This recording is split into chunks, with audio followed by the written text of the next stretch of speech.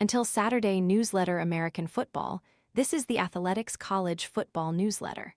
Sign up here to receive until Saturday directly in your inbox. The Tom Holland, Zendaya and Jon Bernthal combo is in two gigantic movies at once, but how about the year Florence Pugh's having? Unlike her Spider-Man co-stars, she's already confirmed to be in deck. 18's Avengers, plus Dune at the same time. Tired of constantly refilling your pet's water bowl? This filtered fountain keeps water circulating and offers a generous capacity, giving cats and small dogs convenient access to flowing water. Want to get the best verified deal and see full details? Visit grabdeal.us/5 right now. Advertisement speaking of, that Friday also has bowl games and the playoff opener.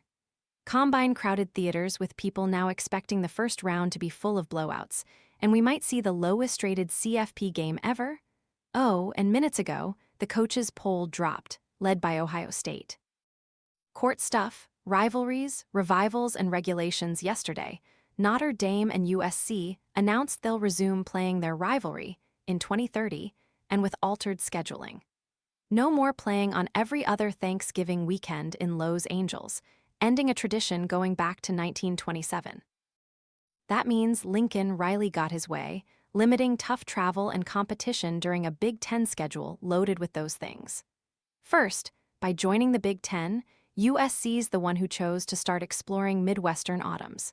And second, what are the odds of the 5-year Trojans coach even being in LA a half-decade from now? A century of history amended to please one temporary steward. But whatever. One of college football's most important series, like lots of others before it, couldn't be killed by conference realignment, just tweaked and delayed.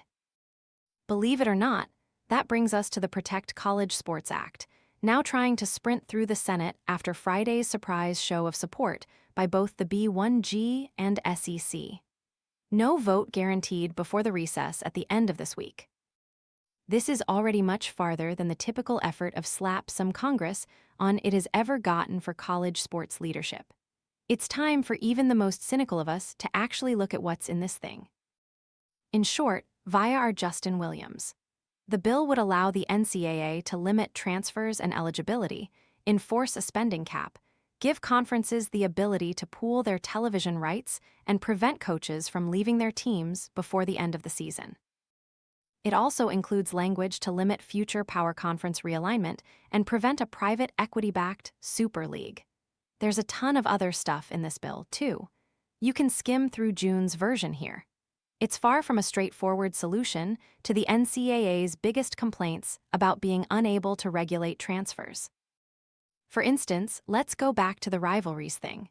First, the bill would allow multiple conferences to voluntarily pool media rights and sell them collectively, another antitrust exemption that's similar to how professional sports leagues operate. For those who miss the spirit of the alliance, 2021-2022, schools indifferent.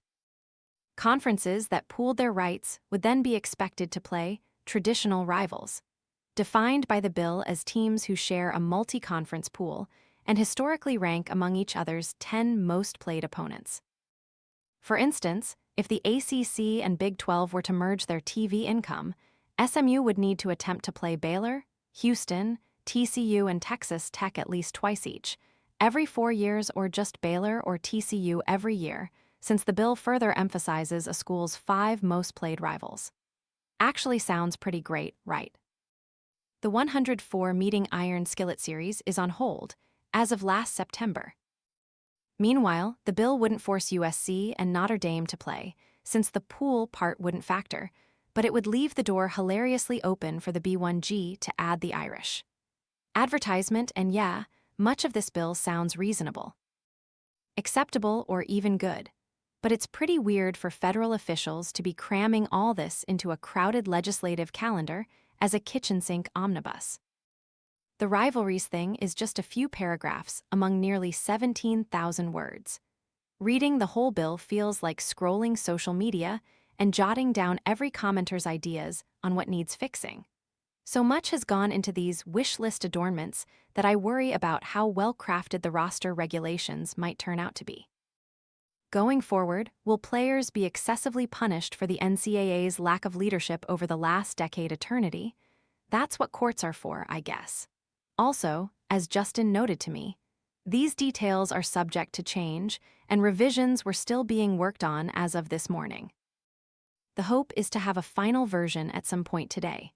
Much more on renewed rivalries and college sports bills in today's episode of The Audible. Quick snaps chart decreasing dikes. Football has gone from you got to go outscore everybody to now it's okay. We just don't want to screw up as bad as everybody else is screwing up. After a couple decades of offenses running rampant, defenses hold the cards now, for a variety of reasons that say a lot about modern college football. If somebody's not taking your players, you're probably not doing the right thing. Coaches in the American, the league either at the top of the bottom or the bottom of the top, depending on your point of view, embrace college football's feeder system. Newspaper news. Mario Cristobal, 35-19 with the Canes, got a long-term extension after Miami nearly won a title in its home stadium. Good time for Cristobal's Canes to gain a commitment from local five-star Amir Sears, considered a Travis Hunter-type prospect. And then Texas got good news from RB Landon Williams-Callies, who was 2027's last uncommitted five-star. North Carolina football general manager Michael Lombardi has retained attorney Tom Mars and is ready to clear his name. DeAndre Hopkins, who hasn't retired from the NFL, is now Georgia Tech's assistant wide receivers coach.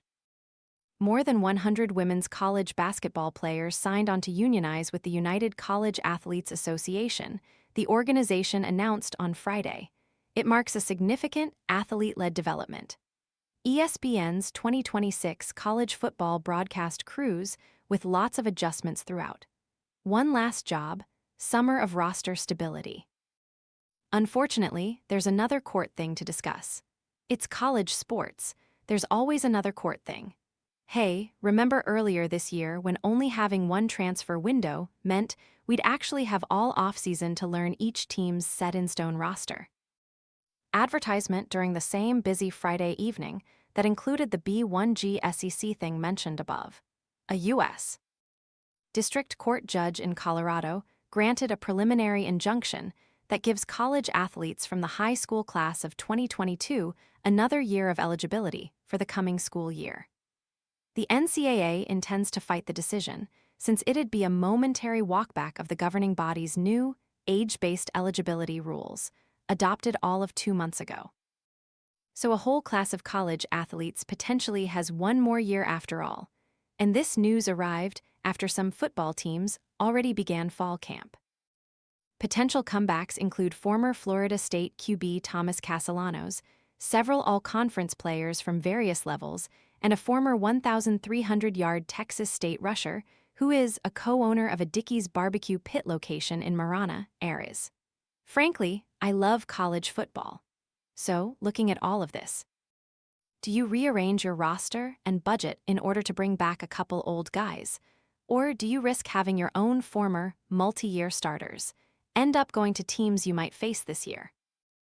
Lots of issues, all shortly after COVID eligibility finally ended and the NCAA tried to boot all the 26-year-olds.